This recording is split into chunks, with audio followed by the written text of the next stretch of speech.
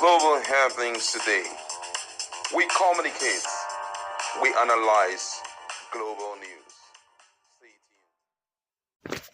Hello beautiful people, welcome back to our channel. This is breaking and it is happening live in Rivers State. In particular, the local government area is Yeson Wike's local government area, the same local government area where Martin Semerhile is from, and the same local government area where one of the die-hard followers and supporters and chairman of Fubara, I'm talking about Ambassador Chijioke Ihonwo. Something unique is going on right about now at the time of filing this report. But before we go to read this report to find out exactly what is going on that is not sitting well with the people of Obiokpor, and in particular followers of Fubara, would like to subscribe to our channel. And according to the news, a deepening crisis is brewing in Obiokpor local government area following the shocking revelations that they embattled an illegal sole administrator, Mr. Ndu Water, has been secretly scheming to smuggle prodigies of the FCT minister into the council's workforce, an action that's criminal, vindictive, and desperate.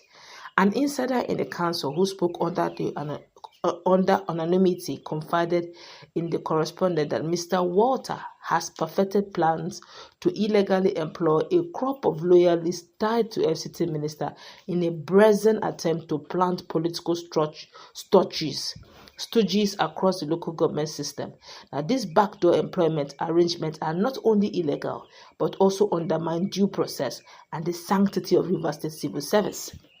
Even more disturbing, the source revealed that Mr. Water has given staying orders to sideline, to suspend, or even erase from the council payroll any staff perceived to be disloyal to the FCT minister. Now, this reign of administrative terror has thrown the council into panic, confusion, and distrust. This man came in with a vengeance agenda. If you are not singing the tune of the FCT minister, you are either suspended, queried, or your name disappears from the payroll. That's how bad it has gotten, the council staff stated. Now, the leadership of the National Union of Local Government Employees, that's NONGE, in Obiokpor, has not taken the matter lightly. According to the source, the union has vowed to resist the clandestine moves and expose every underhand tactics employed by the illegal administrator. This is an assault on our local government system. We will not sit back and watch our institutions being hijacked by Abuja loyalists through illegal appointments, a union member was quoted as saying. This comes amid rising concerns about the broader intentions of Vice Admiral Ikwe, retired, the controversial sole administrator of Rivers State, whose activities has been marked by a flurry of politically motivated appointments. Ibas, in open defiance of the constitutional provisions and National Assembly directives, installed sole administrators across local government areas, most of whom are cronies of the FCT minister.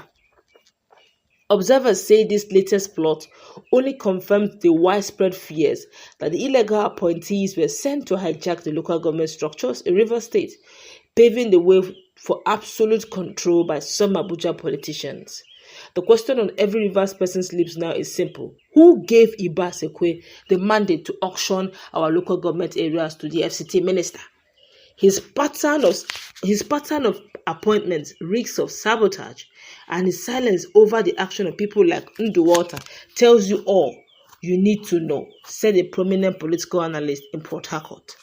With tensions already high across the state over the illegal appointment of local government area sole administrators and growing rejection of Vice Admiral Ibasete retired, this revelation may be the final spark to ignite mass resistance. As the plot unravels, the people of Obiokpor and indeed Rivers State are watching closely, as Rivers State cannot afford to remain silent while its grassroots governance is hijacked by outsiders through shadowy figures like Ndu Water and Vice Admiral Ikwe, retired. Many Riverians are talking at the same time, and it looks as if they are actually mopping up strategies, mopping up Just a few days back, it was the women hitting the street. It may look like there may be more people coming up this time around, younger generation coming up to look into this matter. My colleague is in the house, and we all know that when it comes to Obiokpor, Chijioke, his ears and his legs are on the ground. And if he says this is happening, take it to the banks, it is happening. What's your take on this latest revelation coming from an insider of the local government council in Obiokpor? Well, if this is true, I must say that Ibo needs to do something seriously about it. Yeah, we know that it could be representing an interest, but I feel that those who are in the position of leadership the ideal thing they should do is to reach out to him first. Because one of the things that you must take into consideration for now, whether he is considered illegal by the people or not. First thing first, he has been sent in there to manage the situation in Rivers State. And if there is any situation whereby those moves are, has already been, there is a move in that direction. The first thing is to make sure that get him informed about it, so that the information that they are all in a letter, it shouldn't just be something that is being spoken about in a letter. Send a letter to him and make sure that that letter gets to him. And this is the position of things in Rivers State. A lot of people are being hoisted out, and new people are being swapped into this thing. If there's any need for employment in the system, it should be something that everybody knows about, and everybody should have that right of, an opportunity of being gainfully employed, especially in Obiokpor in DJ. So it's for you to reach out to him, let him understand the position. Is there any employment that has been announced? Of course not. Yes, but just do it the right way, so that when the other side of this whole thing unveil, he should first of all blame himself that he didn't do what he was supposed to do at the time he should do. One more question. Why should those who are loyalists to Fubara, who have been gainfully employed in the local government ward councils, be sidelined and possibly even their names disappear mysteriously from the payroll simply because they are supporters of Fubara? Unfortunately, that is the kind of politics that is played in Nigeria. Politics of oppression. That is why at first all Nigerians were of the opinion that this should be resisted. Everything about that emergency rule should be, because number one, it was an illegal move.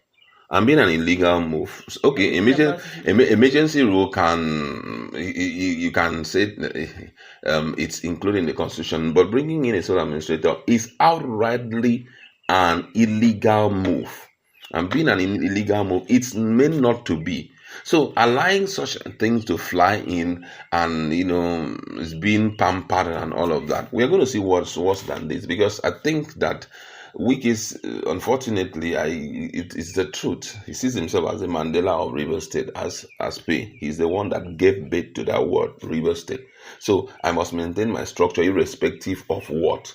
He's not ready to be sidelined. He wants to make sure that somehow he can be using it as a product to trade. So my people must be in all the local, and I think that's the condition. That's why they are really, really waiting for Similar Fubara to come and beg. And I advise Similar Fubara, the day you go and beg, you will return back to your position as a baby in the hands of this guy. We know how far. Apart from saying anybody is encouraging anything, allow this time or the 6 months to elapse.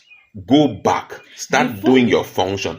Even if 6 months, this guy has spoiled it. So even if he will do whatever he will do, as you go in there, we start from where I stopped.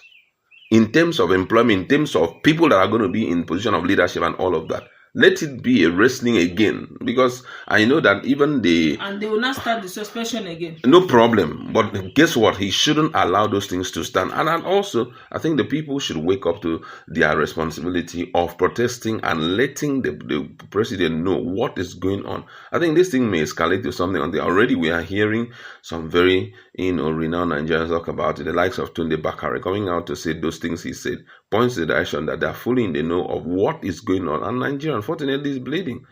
I think Matthew Kuka was the one who said it. He said that Nigeria is bleeding, that Tinubu, please bring us down from this cross. And I think that's exactly what is going on. As much as you're trying to secure a second term, you must make sure you don't allow some level of high-handedness, because the more this high-handedness, the more things will get bad. All right, let's go wrap it up. Let's meet